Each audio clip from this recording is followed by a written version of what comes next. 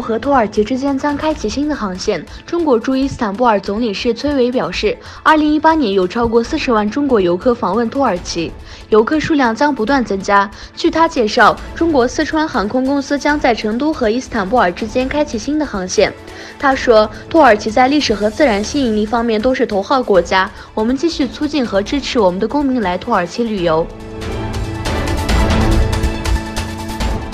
原总参谋长被判处无期徒刑。据中国媒体报道，中共中央军委联合参谋部原参谋长房凤辉被中国军事法院以涉受俘罪、情书罪和巨额财产来历不明等罪名判处无期徒刑。67岁的房凤辉直到2017年担任中国解放军总参谋长。2017年，他陪同习近平参加了首次习特会。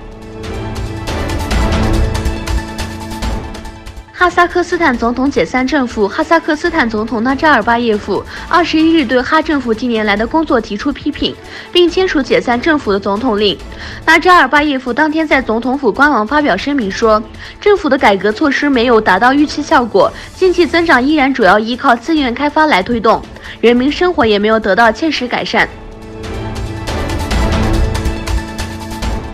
对于塔利班的军事压力，美国中央部队司令约瑟夫·沃特将军说，我们将继续对塔利班施加军事压力，我们的任务没有改变，我们没有收到部队撤退的命令。巴基斯坦、阿富汗、哈萨克斯坦、吉尔吉斯斯坦、塔吉克斯坦、土克曼斯坦和乌兹别克斯坦等国家的总参谋长，以及美国中央部队司令约瑟夫·沃特将军出席了在乌兹别克首都他什干举行的中亚安全和稳定会议。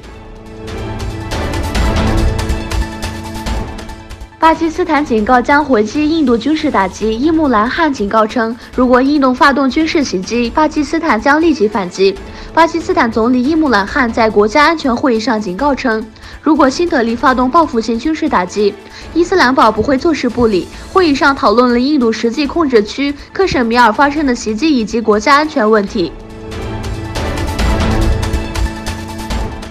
中国迫使人们赞美共产党。中国继续在东突厥斯坦实施同化政策，同时迫使其公民赞扬中共及其领导人习近平。在这段视频中，人们不得不大声说出他们之前所背诵的东西来赞美中共。